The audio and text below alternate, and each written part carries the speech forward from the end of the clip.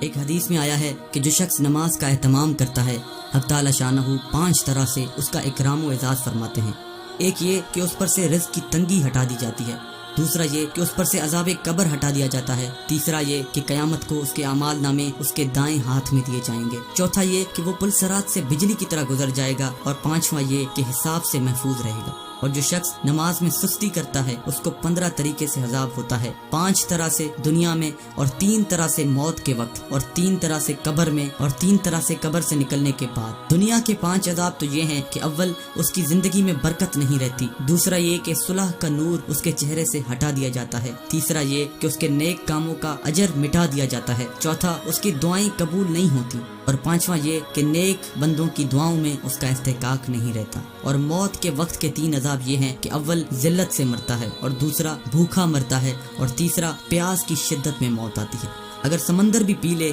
تو پیاس نہیں بجھتی۔ قبر کے 3 عذاب یہ ہیں کہ اول اس پر قبر اتنی تنگ ہو جاتی ہے کہ اس کی پسلیاں ایک دوسرے میں گھس جاتی ہیں، دوسرا قبر میں آگ جلا دی جاتی ہے، اور تیسرا قبر میں ایک سانپ اس پر ایسی شکل کا مسلط ہوتا ہے جس کی آنکھیں آگ کی ہوتی ہیں اور ناخن لوہے کے، اور وہ ناخن اتنے لمبے ہوتے ہیں کہ اگر کوئی شخص 1 دن تک ان پر سفر کرے تو تب جا کے وہ اس کے اختتام پر پہنچے گا۔ اس کی آواز بجلی کی کڑک کی طرح ہوتی ہے، وہ یہ کہتا ہے کہ مجھے میرے رب نے تجھ پر اس لیے مسلط کیا ہے کہ تجھے صبح کی نماز ضائع کرنے کی وجہ سے فجر سے لے کر ظہر تک ماروں، اور ظہر کی نماز ضائع کرنے کی وجہ سے عصر تک ماروں، اور پھر عصر کی نماز ضائع کرنے کی وجہ سے مغرب تک، اور مغرب کی نماز کی وجہ سے عشاء تک، اور عشاء کی نماز کی وجہ سے فجر تک تمہیں مارتا رہوں۔ جب وہ ایک دفعہ اس مردے کو مارتا ہے تو اس کی وجہ سے وہ مردہ 70 ہاتھ زمین میں دھنس جاتا ہے۔ اسی طرح قیامت تک اس کو عذاب ہوتا رہے گا۔ اور قبر سے نکلنے کے بعد کے 3 عذاب یہ ہیں کہ اس کا حساب سختی سے کیا جائے گا، دوسرا یہ کہ حق تعالی شانہ کا اس پر غصہ ہوگا،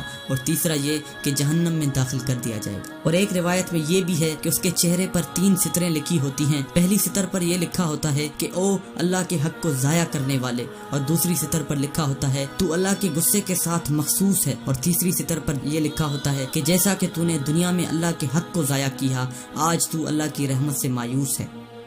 ہم اپنے پورے دن میں نماز کے لیے وقت نہیں نکال پاتے، نماز کا اہتمام نہیں کر پاتے، اس وجہ سے کہ ہم یہ سوچتے ہیں کہ ہمیں بہت سارے کام ہیں اور ہمارے پاس اتنا ٹائم نہیں ہے کہ ہم نماز کو وقت دے سکیں۔ در حقیقت اللہ یہ فرماتا ہے کہ جو میری قدر نہیں کرتا میں بھی اس کی قدر نہیں کرتا۔ پھر اللہ تعالیٰ ہمیں ایسی چیزوں میں دھکیل دیتا ہے کہ جس میں ہم اپنا سارا دن لگا لیتے ہیں، لیکن نہ وہ چیز ختم ہوتی ہے، نہ ہی اس کا کوئی فائدہ ہوتا ہے۔ اور حقیقت میں یہ چیز کس وجہ سے ہے؟ صرف اور صرف نماز کا اہتمام نہ کرنے کی وجہ سے۔ ہم جو بھی کام کرتے ہیں وہ کام پورا نہیں ہو پاتا، وہ اسی وجہ سے ہوتا ہے کہ ہم اپنی نماز کو اپنی ترجیح نہیں بناتے، اور نماز کا ہم اہتمام نہیں کرتے، اسی وجہ سے ہمارا کوئی کام پورا نہیں ہو پاتا۔ اگر ہم نماز کا اہتمام کرنا شروع کر دیں تو ہمارے تھوڑے میں بھی بہت برکت آ جائے گی، ہمارے سارے کام بہت جلدی سے حل ہو جائیں گے۔ اللہ تعالیٰ ہمارے وقت میں اتنی برکت ڈال دے گا کہ کتنا بھی بڑا کام کیوں نہ ہو، ہم اس کام کو جلد سے جلد اور کم سے کم وقت میں کر پائیں گے۔ اسی وجہ سے ہمیں چاہیے کہ ہم نماز کا اہتمام کریں۔ دنیا میں بھی اس کی بھلائی ہے کہ ہم جو بھی کام کریں گے اس میں برکت آ جائے گی، اور آخرت میں بھلائی اس طرح سے ہوگی کہ اللہ تعالیٰ ہمیں صلح کا نور عطا کریں گے اور اپنی رضا عطا کریں گے۔ جیسا کہ ایک حدیث میں آتا ہے کہ نماز اللہ کی رضا کا سبب ہے، فرشتوں کی محبوب چیز ہے، انبیاء کی سنت ہے، اس سے مغفرت کا نور پیدا ہوتا ہے،